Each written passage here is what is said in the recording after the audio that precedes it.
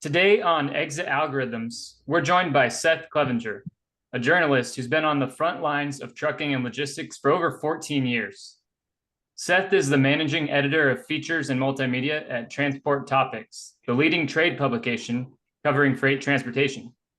His deep dives, special reports, and multimedia work explore everything from autonomous vehicles to data analytics, AI, and how technology is reshaping the supply chain. He's also the voice behind Roadsigns, a podcast that digs into the trends defining the future of trucking. Today, we're talking with Seth about how AI and automation are transforming the 3PL and transportation industries, what tech stood out at recent trade shows and conferences, and what small to mid-sized operators should do to stay competitive. Welcome to the podcast, Seth. Yeah, Pete, thank you for having me on. And I appreciate the opportunity. It was good to see you at TIA here just 2 months ago. Yeah, absolutely. What a great event. I'm so glad we ran into each other. Really looking forward to this interview. I want to start off by asking a bit about your background. What first drew your interest to focusing on emerging technology in freight transportation? And how has the role of technology in transportation evolved over the last 14 years since you've been at Transport Topics? No, we've certainly come a long way, and the conversation 14 years ago was nowhere near where we are now. But I'll rewind a little bit, and I just kind of happened to stumble upon this industry. I think that's the case for many people who are in it.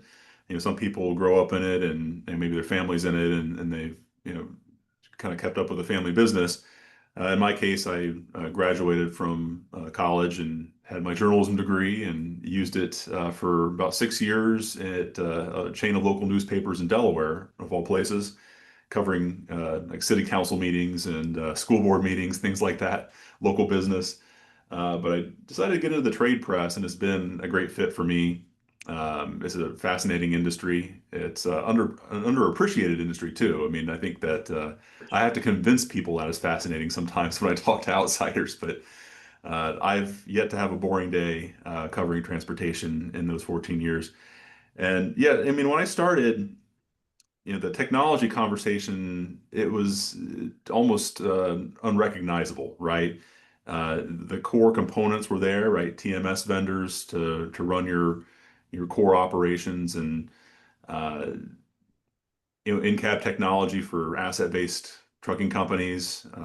At that time it was optional. It was before the ELD mandate, but there were companies using in-cab technology back then too, before it was required. Uh, the ELD mandate came about and spread that really kind of throughout the whole industry. It became a standard, and we've seen the way that software is used has obviously changed enormously. We'll talk, I'm sure, a lot here about AI, but the conversation about AI is just totally different now. We've certainly seen data analytics and the use of machine learning to get a better grip and a better handle on data. And when I started, that was the conversation. It was big data. We now have access to this information, this data that we didn't before. We have more and more devices on vehicles, on trailers. We're gathering this information. We're collecting it in our TMS platforms. What do we do with it? And here we are now, and I think we're increasingly stumbling upon the answer for that. And AI is unlocking a lot of value in the data that's now being gathered. Stuff like autonomous vehicles was not a conversation at all. Electric trucks was even further away. Nobody was talking about that. That wasn't even the beginning of a thought. That was the Jetsons when I started in 2011 in this industry. Now it's here in small volumes and limited capacity, but stuff that seemed incredibly futuristic 14 years ago is now the present technology. Now it's again emerging still, but it's no longer just a futuristic vision. Yeah, no, it's awesome. I agree. It's funny, logistics is one of those things. If it's going right, you don't hear about it, but if it's going wrong, then Yeah. that's when people notice. So it's awesome to be on the forefront of all this technology nowadays.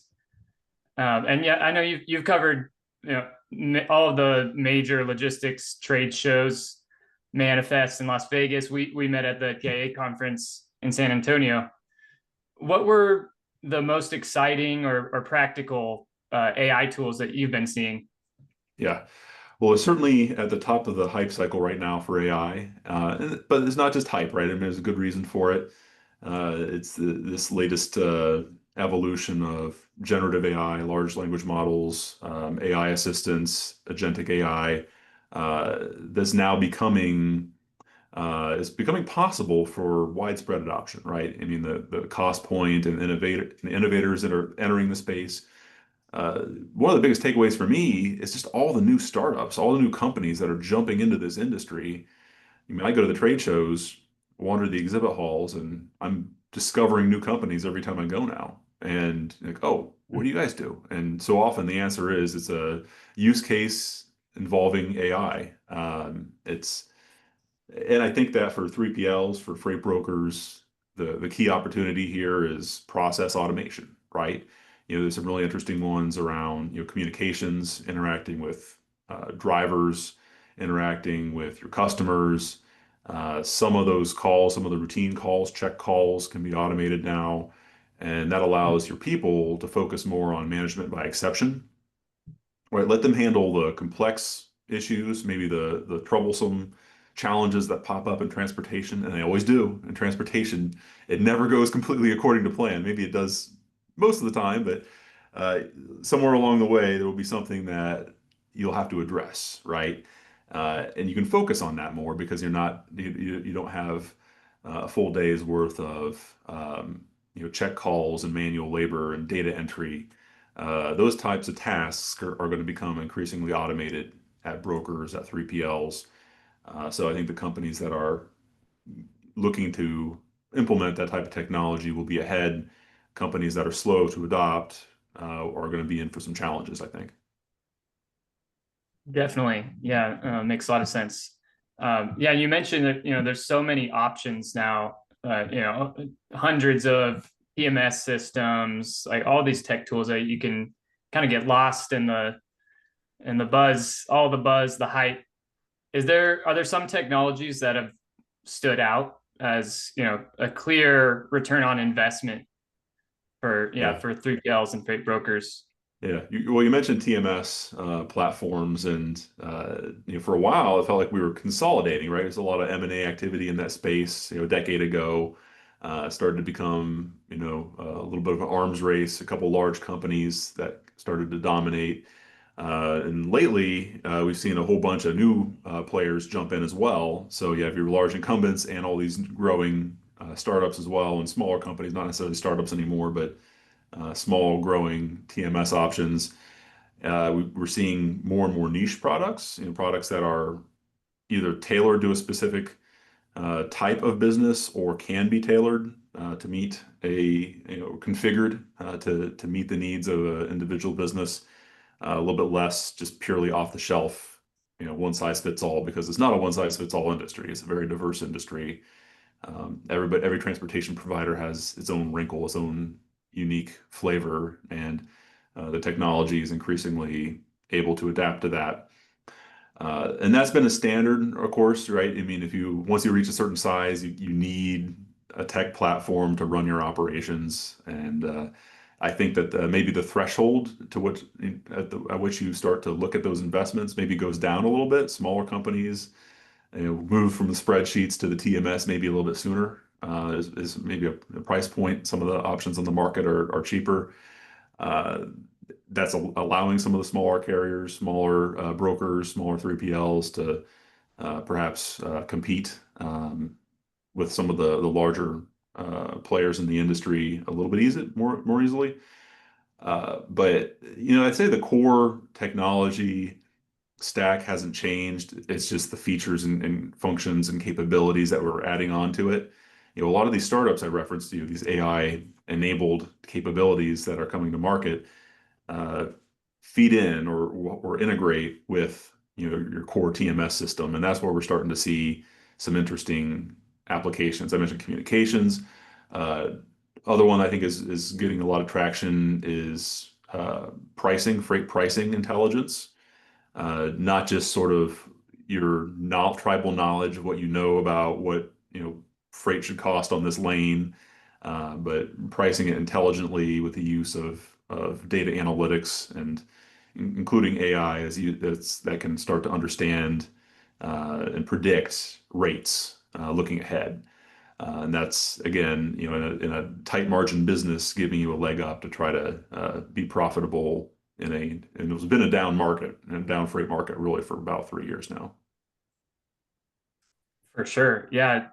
And one of the things I talked about at the PIA conference was logistics industry seems to be kind of adopting some of the technology a little later than other industries. Have you seen within the logistics industry more fast, like quicker adoption with certain types, asset based, heavy assets or light asset 3PLs that you've seen? Yeah, when I think of when I started again, trucking has always had this kind of reputation, or maybe against the outsider view of a bit of a technology laggard. It's not a place where you see a whole lot of early adopters of technology, and maybe it's still not, but it's certainly moving in that direction. There are unquestionably some very large 3PLs that are very cutting edge with technology. Uh, all the biggest freight brokers, we have a list that we publish every year of the largest 3PLs, and we do segment it based on brokers, warehousing, freight forwarders. But you look at the big names in brokerage, they're using a ton of technology, a lot of automation already, and have been for years. You think of, the C.H. Robinsons and the TQLs, Echo Global, some of those companies, RXO, Coyote, which actually got, acquired by RXO just recently. Companies like that are very tech forward and have been for a long time, but those are the biggest names. I think what we're seeing now is more of the mid-sized companies and even smaller companies that are becoming more tech focused because they have to be. That's what they'll need to do to compete, to be more efficient. Uh, we're probably still kind of early days in that process, but uh, the technology has trickled down from the biggest players in the industry down to more of the mid-size and the smaller. And I think you see that for the carriers as well. You certainly have your early adopters there. You have your UPS and FedEx. You have got Schneider and JB Hunt and very technology focused companies, and have historically been early adopters and among the first to deploy new technology. That still holds true, but you see a lot of mid-sized companies as well doing some very interesting things with technology, and that's everything from the back office to in the cab. And I think that Yeah. more and more we'll see smaller and smaller companies that feel not so much the technology laggard anymore, but at least starting to keep up with the pace we see in other industries. But it is a challenge because transportation is so incredibly fragmented, right? It's not Mhm. really a fair comparison to compare it to an industry where you have, say, five, huge giants, and then they dominate the industry. That's not trucking, that's not logistics. It's the preponderance of the work is done by medium-sized and small companies, whether you're the brokerage space or asset-based trucking. Absolutely. Yeah, no, that makes a lot of sense. What challenges do business owners face when implementing AI and new technology? And is it just a matter of price, or is there other sources of friction as they adopt Yeah. this technologies? Well, I think you start with the price, you start with the cost, because it is a thin margin business, especially, the irony here is that really the best time to go through, the rigor and pain of a, technology deployment and implementation is when it's a little bit slower, right? When business is a little bit slower and you have the time to do that. But it's also when you have the least capital or wherewithal financially to do it. If you're trying to do a big tech implementation during a booming market, you're probably just going to focus instead on moving as much freight as you can and cashing in on the good times. Uh, Hmm. so there's always that give and take, that tug and pull of when to invest. And when you're cash strapped, it's hard to invest, even though in theory that would be the best time to do it. So that, the cost effectiveness, and just, the financial wherewithal to do so is somewhat strained when you're in a down market, especially a prolonged down market that the industry's been in for really about 3 years now. I mean, probably Yeah. you go back to about, mid 2022. It's, the market's been started to enter a trough that it's been in ever since, and it's been a slow climb out of it. Beyond that, you still have the same issues that you're always going to run into with technology implementation, and you need to get buy-in from, your office workers who might be very set in their ways and resistant to change. But really, the technology should make them better at their jobs. I gave you this example of uh, automation in the back office where some of the routine, some of the grunt work becomes automated, and then people focus instead on customer service, more of a hands-on, doing the things that people are good at, right? Mhm. Relationships, still so important in transportation. That's not going to change. But that customer service and managing by, the exceptions, the unusual cases that need that extra attention, that's where people shine. Uh, Frankly, computers are better at things that are robotic. Um, Now, granted, there are still some people who like to do robotic things and feel comfortable doing that. I think those are the people that are going to be maybe the most challenged by artificial intelligence, AI implementation, adoption. Uh, the most valuable workers, the most valuable labor will be, I think, less and less robotic and more people skills. Um, Mm. and some people will love that. Other people will struggle to adapt to that. It's just, will vary depending on the way individuals are wired. And I think that companies will encounter both of those as they go to implement automation in its various forms. Uh, it doesn't have to be, the most sophisticated AI that we're talking about here, but just basic business process automation to make the whole operation more efficient and probably, more accurate, more precise, and better. People make Mm. mistakes entering data, right, manually. People make mistakes or overlook things or cut corners that, an AI algorithm is going to handle more efficiently anyways.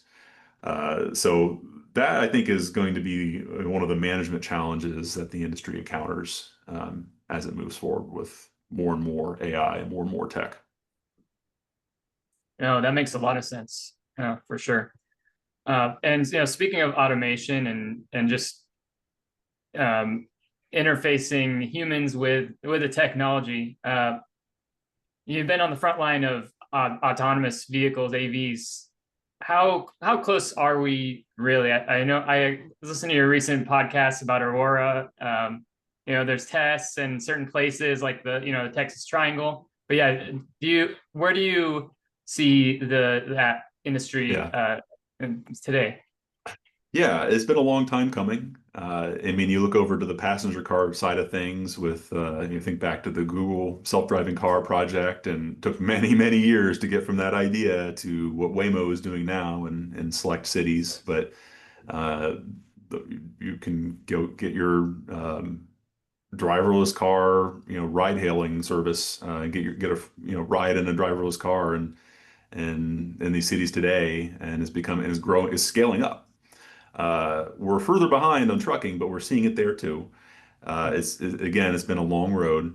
Uh, I remember a conversation about, I say 8 years ago. It felt much more like a split between people who would say this will never happen. Of course, never is a very long time. Never anything is probably a bad bet. And those who think this is going to just transform the industry, it's going to just come here, this is going to disrupt the industry. Uh, get ready now. The truth, I think, as we've seen, has been, in between there. It's Mhm. coming, and to some extent, in a very limited capacity, it is here, right? Aurora did go driverless, and now went right back to putting a driver behind the wheel, an observer behind the wheel to uh, make all the stakeholders comfortable. But we've seen that the technology can do this, and I think what's important is the understanding of where it fits, where it doesn't, what it really means. So Mhm. autonomous trucking, I think, is best viewed as an emerging mode of transportation, right? It's not going to do everything that a traditional truck with a truck driver is going to do. A truck driver can go anywhere, right? If there's not commercial vehicle restriction. You can go there, you can have a regular route, one-off deliveries, truckload routes. People can do that. That's not what autonomous trucks are going to be doing anytime soon. They're going to be Mm. running hub-to-hub routes, point A to point B, repeatable routes on dense freight lanes on key interstates, starting in Texas and the Southwest and along the Sun Belt, where the regulatory environment is favorable and welcoming, where the weather is generally favorable and conducive to it. And there's also a lot of freight. Mm. And the way it plays out, I think, is it scales up gradually over time. And it's the conversation that I think is mostly dying down because it's of the way it's played out. And I hope we can move beyond it, is this idea that autonomous trucks are going to put truck drivers out of work. We're going to have mass unemployment in the trucking industry. I mean, I think from the beginning, people in our industry knew that was nonsense. People from the outside, not as much. Oh, autonomous trucks, what does that mean for jobs? If anything, in the near to medium term, I think it can make jobs in our industry better. What it can do is start to automate some of the middle mile routes, long stretches of open highway, especially lots of boring stretches of open highway, and more of the human jobs shift more toward regional and local routes. And you look at the employment and turnover statistics, those jobs are much easier to fill than the long haul over the road, where you see just massive turnover rates because it's a tough job, and it's a tough lifestyle, right? To be um, out in the open road and sleeper cab work where you're usually getting your rest at a truck stop. The younger generation of truck drivers has, at least based on the turnover rates that we see, tend to favor jobs where they have more home time, more consistent home time. The more, the better.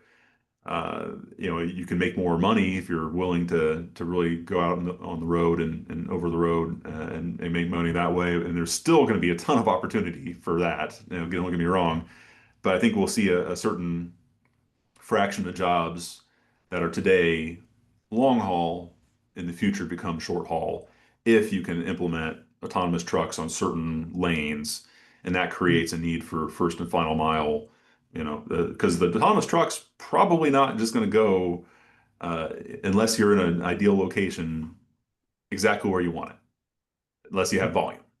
So there's going to a need to haul freight from some of these depots for autonomous trucks to the end customer. It depends on the setup, it depends on the route, and ideally, the industry can use the technology to actually create, more interesting, more satisfying jobs for the drivers of the future. So we are a very long way from technology. If you are a qualified, safe truck driver, if you're 21, just got your CDL, I think if you prove yourself to be a good, safe driver, you can look forward to a full career in the trucking industry. And who knows, maybe you'll be swapping trailers with an autonomous truck somewhere along the way. But I don't see this putting drivers out of work in our generation. This is something that's complementary, but it is coming, and I think that it's a question of time. For sure. No, that makes sense. Yeah, I think that's a good perspective. It'll replace a lot of the undesirable routes or the things truckers typically don't love doing anyways, right? On a similar note, I would love to hear your opinion on the latest on the EV truck market. And it seems there's some analogies here, like it's more applicable to certain types of loads, shorter loads, port Yes. drayage, that sort of thing. So I'd love to hear your take on that as well. Right. So we've come a long way with battery electric uh, trucks. I mean, this is a whole new category in the commercial vehicle market that didn't exist uh, not that long ago, right? 6, 7 years ago, it wasn't here. It wasn't an option, really. And now it is. Every truck maker has battery electric models, right? Medium duty and even heavy duty Class 8 truck models on the market today that you can order, you can buy, and that are in service today hauling freight. It's still a small segment of the market, small volumes, but that's grown. The early adopters have got the trucks out there. Some of the challenges that were anticipated absolutely came to be, right? I mean, cost is still not at parity, not even close to diesel. There have been and still are incentives that help offset that. Increasingly, it looks like that's going to be more at the state and local and regional level rather than federal. We'll see what happens with funding for clean transportation projects moving forward. That's still to be determined. It's up in the air, but it sure looks like the signals we're getting is that there'll be less federal funding available to uh, offset the added cost completely. But infrastructure is the biggest issue, right? I mean, is getting the charging infrastructure up and running has been very slow, and uh, the early adopters have certainly run into this where sometimes you have a terminal, it's an ideal location, you have customers who are interested in it, and it supports their sustainability goals.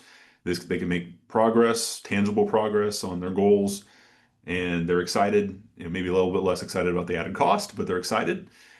But then you go to the local utility provider, the power company, and they don't have the capacity. And or it'll take you, hey, come back in 3 years, and we can get the project rolling. It takes so long to get a EV truck terminal, in some cases, up and running. That's been a real Hmm. stumbling block. And it's such a learning experience for trucking companies who've never dealt with this before. They're not just, going to a truck stop to refuel. They're getting into the EV charging business. They're setting up charging terminals, charging stations at their facilities because they have to. To get going. The third party charging is still very new. It's still emerging. So that's a lot of complexity to navigate through. So I, tip my hat personally to the early adopters who are paving the way. They're the ones who sometimes bear the brunt of the challenge, and then that opens the pathway for, smaller companies and others to follow suit. Um, but clearly, I think with the regulatory changes, under the Trump administration, it's going to be moving at a slower pace. We've seen regulatory rollbacks, which is a big thing for the industry. The Hmm. federal, greenhouse gas phase three rule from EPA and also especially CARB had essentially EV mandates in place as part of these rules that are being rolled back. And I think that that's appropriate when you consider where the technology works and where it doesn't. This is not a one size fits all industry. That's very true of this technology. Battery electric trucks can be well suited to urban distribution, to short haul, local operations. You think about maybe port drayage as an example where it could fit well. Those are use cases where we see some early success. Once you get to long haul, you need a different technology today.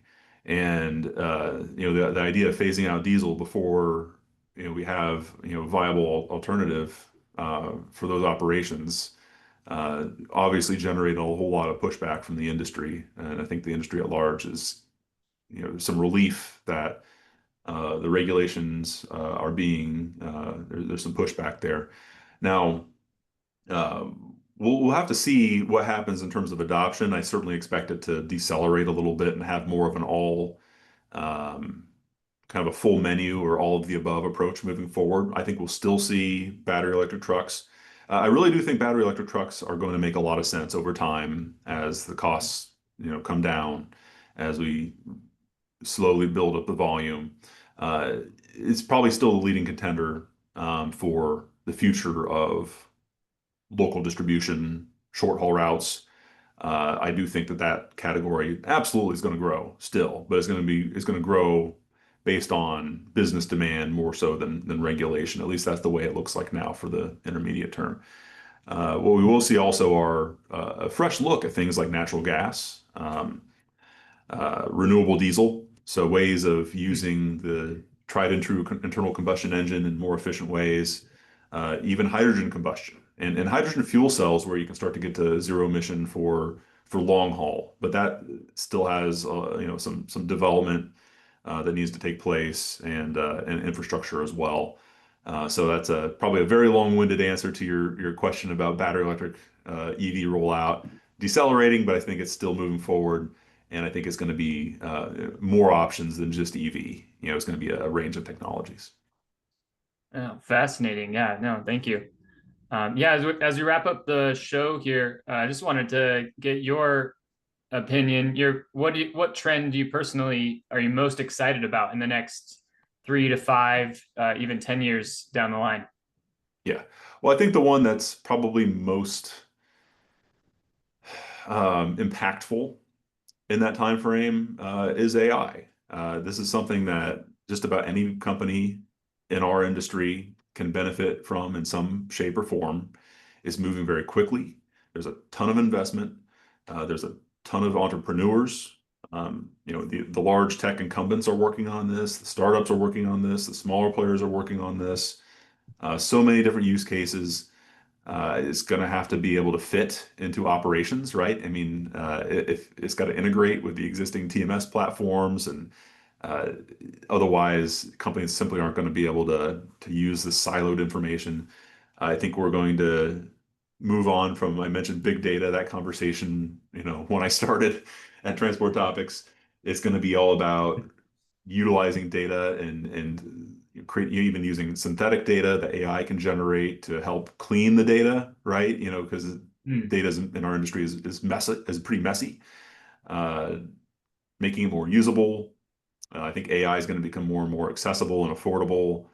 Uh, so I think that those are the companies that are, the companies that embrace it, that find the right ways to implement it, are going to be well positioned for the future.